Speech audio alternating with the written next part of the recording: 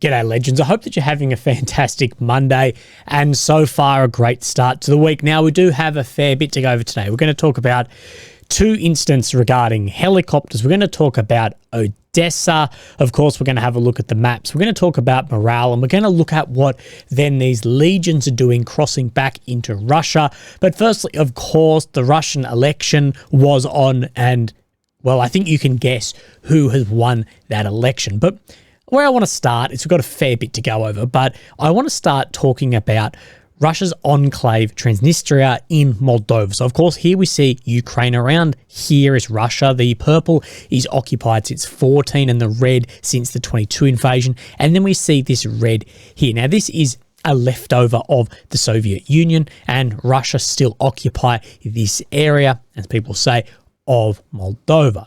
Now, why this is in then the news today is there has been a helicopter burnt down here. Now, we'll say that this helicopter, from satellite imagery, from other imagery, looks like it hasn't moved for a number of years. People are saying out to 2003, so now 20 years or over. Now, we need to have a look at the footage because a lot of people are questioning the legitimacy of this and that it may be some sort of false flag inside job. So we see then the chopper here. You'll see from left to right as the drone moves in, and we'll talk a bit about this footage.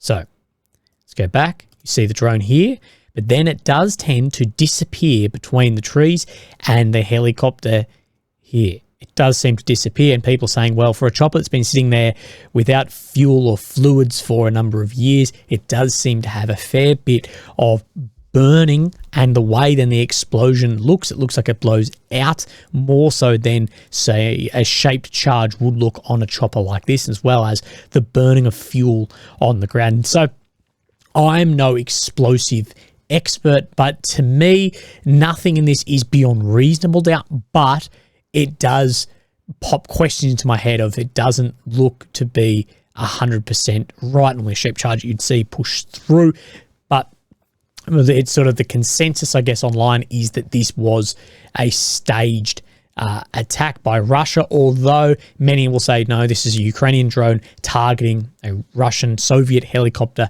inside Transnistria. I don't think this footage is a smoking gun either way, so I'll let you guys make up your own mind on that. We have some footage of then after this, and of course, this just shows the chopper has been burnt down completely, basically nothing left. Now, the Moldovan government has then released this statement about this.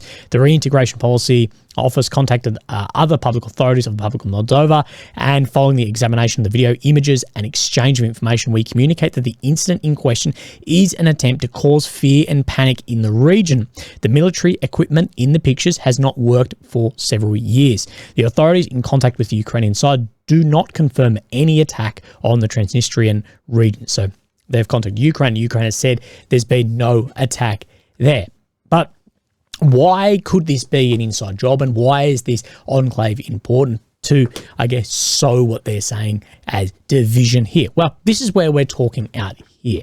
And this is home to about 1,500 Russian soldiers, and what they're protecting are assets left over from the Soviet Union. The most important here being the Kopzna ammunition depot, which has been referred to as the largest ammunition depot in Eastern Europe and contains up to 20,000 tons of Soviet-era weapons. So right in here.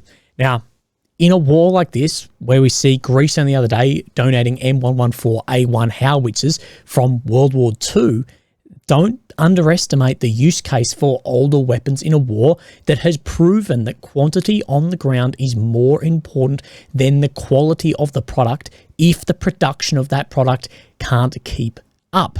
Now, there's always been a very long conversation about the potential for Moldova to try and seize back the weapons in here in conjunction with Ukraine to try and alleviate Ukraine's ammunition issues, but it's also been spoken about, could this be a resupply point if Russia tried to have a move to capture Odessa by land, or at least then envelope Odessa? So what we're talking about here is what people have said. Of course, we had this push right up to here by the Russians at one point.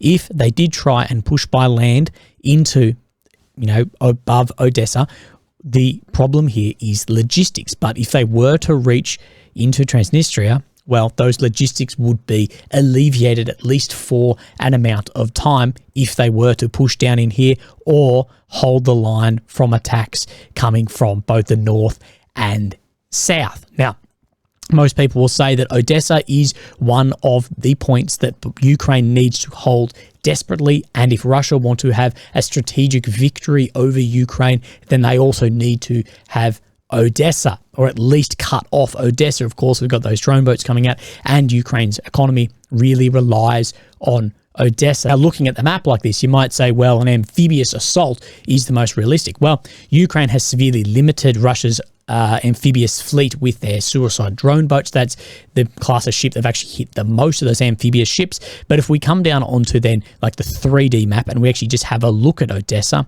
we see that all the beaches, all the shoreline around Odessa, if I can do this, are all really cliffy and hilly the whole way up, regardless of where you are.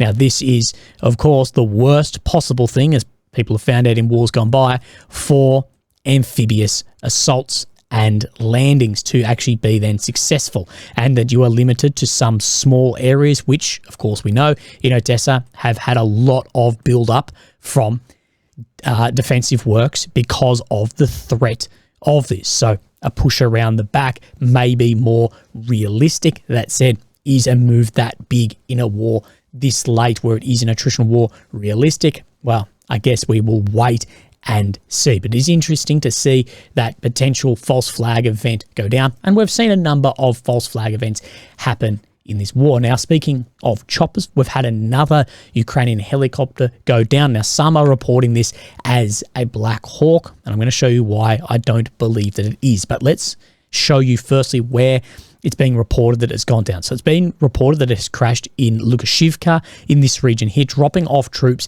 to go into Kozinka. Now, of course, we zoom back out and we see that this is, of course, in Russian territory and Ukrainian territory here. So supplying troops across into here towards Gavaron here, where we see then, of course, on the deep state map, we come up into then this area.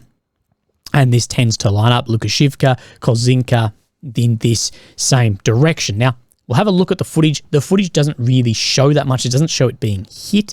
It just shows then the aftermath of the chopper, and you can see his cursor moving here on what this could be. Now, it is initially reported as a Black Hawk, but I don't think that it is. I think it was bad timing with another video that came out because the GUR released then this video today of their Black Hawk helicopters.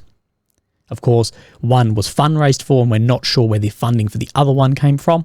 But where this all comes from is we see on the tail section of the chopper here, these two white lines, which we have seen on other Ukrainian rotary ring assets as well. We can also see the very distinctive tail here, but what we need to look for is a Black Hawk's landing gear is the 2 up, 1 back configuration, which if we just have a screenshot from this video, we see these two white lines here. Now, this isn't the best one. We can see a thinner tail section, but we see the 1 up, 2 back configuration of the wheels, pointing at more of the Soviet era, maybe a Mi-17 or Mi-24 with the same wheels or the same landing gear there. But what we do know is one has definitely gone down, and we know that Russia has had more success against these platforms in the past few weeks.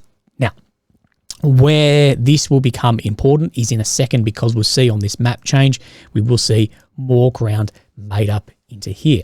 So before I talk about the actual map movements, I want to say, of course, now that we've seen Putin has been re-elected, will we be seeing new large offensive action and or further conscription into the Russian armed forces now that he's really cemented his seat for another 6 years? Well, even before this, all signs are pointing at yes for more offensive actions coming late March, early April, because, of course, we knew who was going to win that. And what Russia is trying to do is they're trying to capitalize on Ukraine's severe lack of ammunition, and before the defensive works are built over months and months and reinforced further. We know Ukraine is putting a heap of work into building up the defensive works around Kharkiv Oblast, Kherson Oblast, and of course on the first and second lines of defense behind then, well, to the west of Avdiivka. Now the first line sits right on where the front line is here, and the second line through here. So of course Russia is trying to capitalize on all this and trying to capitalize PR victories as well, with Putin winning and then more from there, because if they had a big loss right before the election, that wouldn't look good. I will say, if there's one thing Russians know how to do, it is propaganda. That's something we hear a lot, that logistics are struggling and weapons deliveries. And we have this from the Washington Post. Now, Kiev Independent actually reshared this quickly, and within half an hour they'd removed the entire article off their website. But Washington Post, Ukraine has tried to shoot down 4 and 5 missiles aimed at its cities, but the shortage of munitions for these defenses may soon force Ukraine to aim at 1 of every 5. We know there's a huge shortage ever of air defense, bullets, bombs, everything. A senior advisor to President Volodymyr Zelensky told the Washington Post there is a high likelihood of significant Russian territorial gains against Ukraine by the summer in the absence of new US aid, saying people don't understand how bad the front is right now. The morale is low, the momentum is low, young men are afraid they will be mobilized to die because of the lack of weapons. And I got sent this from a friend, which was in response to my video talking about that we're nowhere near a entire collapse of the front line. And this is his take on it. I also agree that neither side seems anywhere near collapse due to the lack of human or material resources, despite all the wishful thinking on both sides. I do wonder about morale for Ukraine, though. They've had notable successes in the air and on the Black Sea, even after discounting those that are probably imaginary. So if we even discount the, like to say, the claims around the Su-34s, which came and then went, even discounting those that are maybe imaginary, the real ones that we do know are still very notable good successes. But on the ground, since their victory in Kherson, which was late 22, it's been nothing but bad news. They were able to pretend that the counteroffensive was going well for a bit, but I think most people now accept that it was a disaster. And recently, bad news has been coming in on a daily basis. The problem is, I don't really see what Ukraine could look forward to at this point. While I do see a few reasons for Kyiv to be worried about future developments, I guess they'll receive the new F-16s at some point, which will help, but without changing the course of the war. Hope is important. And if I were a Ukrainian soldier, I'm not sure where I'd be looking for it right now. And this is something which I'm probably guilty of not looking at enough, is how important morale and hope is for the front line. And he is correct. Ukraine has had very notable successes both in the air and on the sea. But as far as success on the front line, Kherson down here, end of 22, was the last notable real success on the front line. The counteroffensive had successes, but of the build-up and the anticipation of it and what people had as the end goal, it seemed to fall over, and it fell on its own sword on that. And then we had, of course, Bakhmut for Russia, Avdiivka for Russia, and that Kherson was the last really notable ground operation that was successful for a large slew of territory. So I think that is true, and it is an interesting question to talk about the morale. And I'm going to be talking with, I can't say who, but someone very in the know on the ground about how this morale is actually looking. Now, we have this video here of said to be another Abrams tank, although it's not. Even from Russian pages saying, no, this was the first one of the 3 or 4 that we've seen taken out, and we see it targeted here. So this isn't another one, it's just better footage of this. And this shows a few things. We see it being hit here, and then you can start seeing the ammo cook off, and then the storage bins for the ammo, which of course work differently on an Abrams compared to a T-series. That's why the survivability of the crew is significantly better. And then we see then the crew, 1, 2, 3, we said third jump out here, then leaving the tank safely. Now, this would be unbelievably hot. Depending on what you're wearing, you still could get significant burns from this as well. But we can see then that cook off, very aggressive cook off of the tank ammo in this footage. What you should note is we only see 3 people leave the tank. Of course, an Abrams has 4 members, 1 more because you have a manual loader inside the tank as well. So we are unsure on the fate of that 4th member. Now, let's have a look up and down the maps, and then we'll talk a little bit about then the changes as well that we've seen into Russia. So around Avdiivka today, of course, is the 18th. We will scroll back one day and we just see a slight expansion of control out from Orlivka.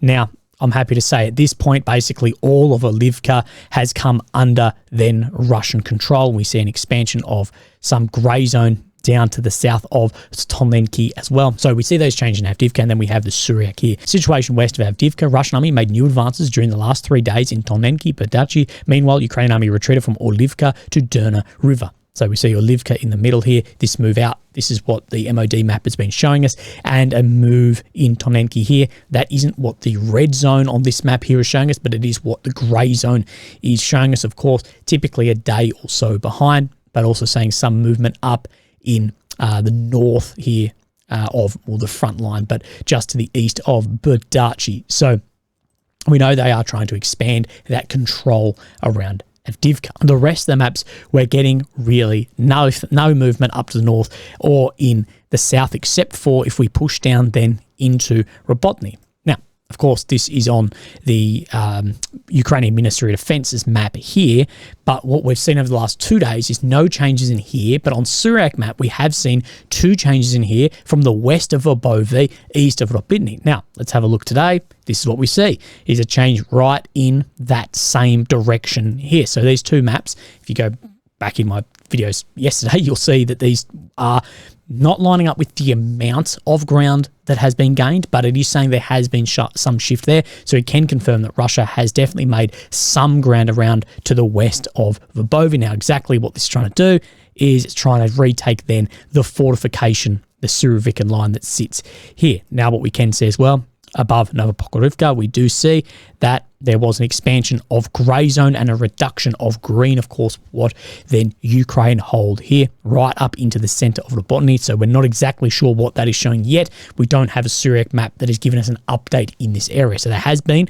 some changes in here as well. We definitely know that. Now we need to talk about Huliapol here, and if I zoom in one more, you'll see Mafapil, which will become more important in 1 second, because we do have a map update here from Suryak. So this is Huliapol here, and then we go just to the east of Shavone. So we're talking out in this region. There's nothing shown on the MOD map, but situations up front. During the last 2 days, the Russian army continued to advance southeast of Shavone, reaching the bank of this river. In addition, today it was announced the capture of the locality of Merne. The Russian presence in the locality was previously confirmed. However, today they consolidated new positions in the north and west of it to ensure their control. So what we'll do is just have a look down into here. So if we push just down in here to the east of Shavone, what we're seeing, so we see this triangle that is here. So it is saying the Russian line is right up to here. We can then see where this tree line runs down through here.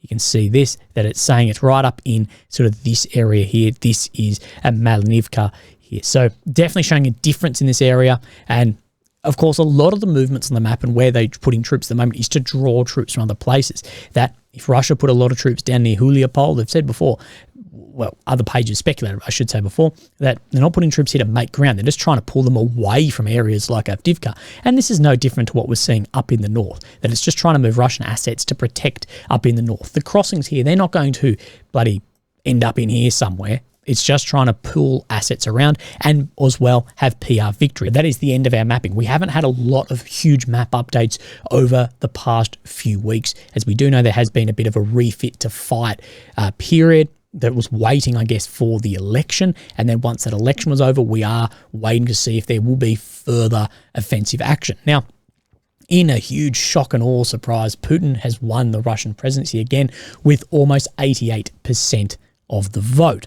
And what do I think Ukraine's response should be to this? Well, I think as difficult as it would be is to appeal to the EU and the US to hold a democratic election. Yes, I know that under martial law, Zelensky does not need to hold these elections, and I understand the danger and the cost that could come with this, as well as the inability to get the vote of those who are currently in occupied territories. Yes, a vote happened in 2019 when Zelensky won the vote and came into power while areas were occupied, but of course occupied on a much smaller scale. But the reason I think this could be a really good sort of serve back to Russia is it then cements the idea that by funding Ukraine, we are supporting democracy and freedom, pushing back against Putin's regime. And it shows, well, look, they're not willing to have a democratic free election. Look at what we've done. This is why you need to keep funding our fight. I think it would be a really good PR move. I think this PR move needs to come into place because, of course, right in the beginning of this war, we did see that Zelensky's party banned other parties who were, as they would put anywhere, pro-Russian, and nationalised the television as well. And that other leaders couldn't go overseas except for some business trips. So I understand the reasons, of course, for not having a vote. I get it. But I think it's now very obvious that this war is going to be a protracted conflict. It's now in its third year, and we'll see a fourth, and we'll probably see a fifth year as well, as the front line is basically stagnant and we're not seeing any large, huge moves. And at some point, I think the citizens need to have their say on the future of the nation. And the other democracies who are funding this war and the pension of those in power should see the importance of this as well. But that is just my 2 cents worth. I think that Ukraine could capitalize on that election themselves. Now, let's see what Zelensky has said about then Putin winning. And of course, we have these results here. Putin almost at 88%. So Zelensky said, these days, the Russian dictator imitates other elections. Everyone in the world understands that this person, like many others throughout history, has become sick with power and will stop at nothing to rule forever. There is no evil he would not do to maintain his personal power, and no one in the world would have been safeguarded from this. I'm grateful to every state leader and international organisation that has and will continue to call these things by their proper names. Everything Russia does in Ukraine's occupied territories is a crime. There should be fair response to everything the Putin murderers did in this war to secure Putin's eternal rule. Only one thing scares him the most: accountability. This imitation of elections has no legitimacy and cannot have. This person must end up on the dock in The Hague.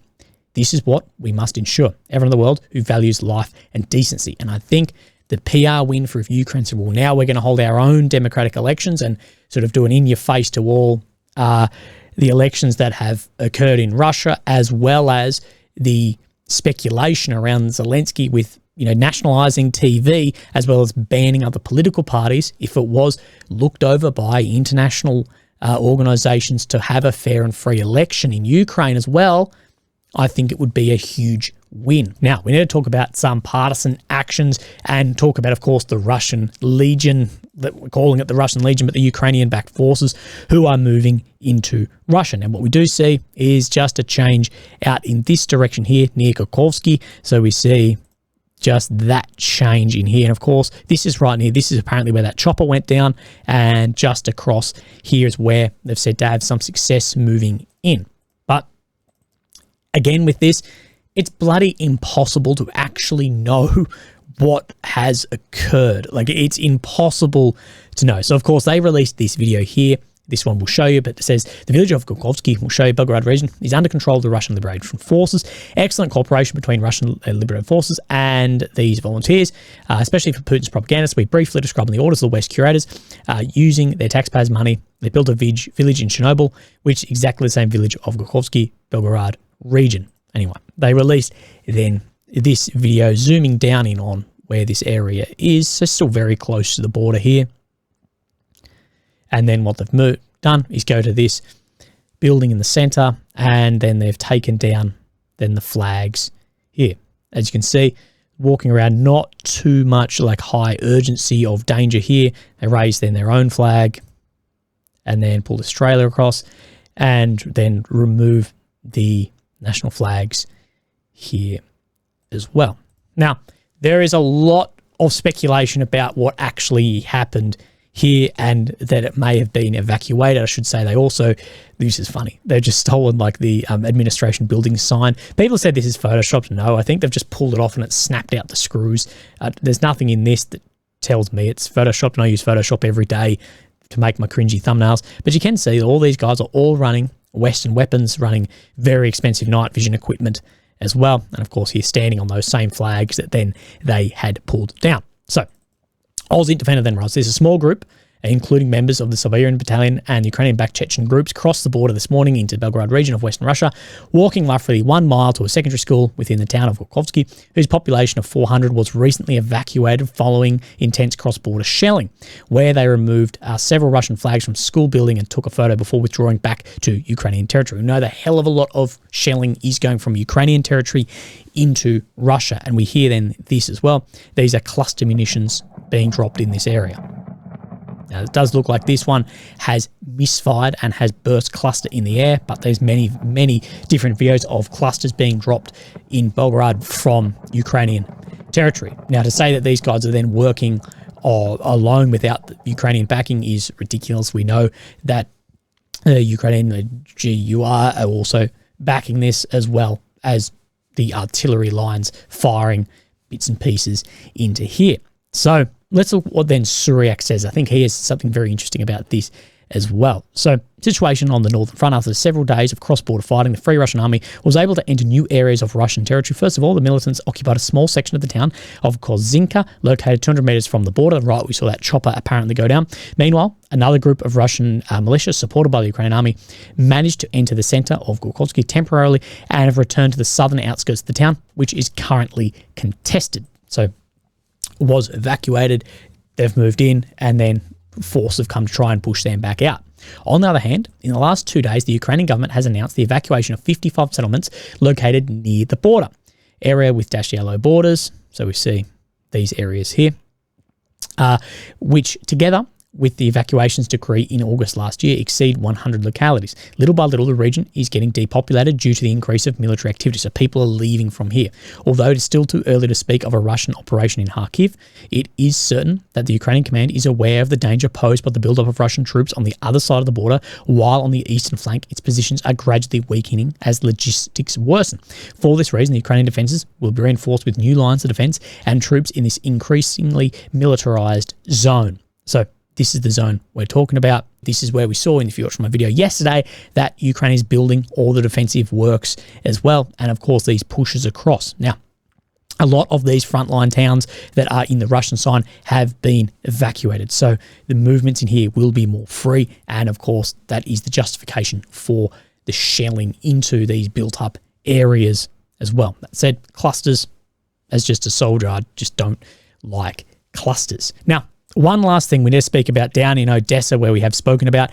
I sort of paid this off because I thought it was just some bloody dudes fucking around. We got this video said to be Odessa partisans here, that they're going to have more attacks inside Odessa for the independence of Odessa. So, of course, they were on the pro-Russian side to then launch attacks and assaults in here against the commanders and blow up your headquarters. Now, I thought, when I first saw this, I'm like, who's making this shit with just a knife and hunting rifles, and this bloke's got a bloody axe?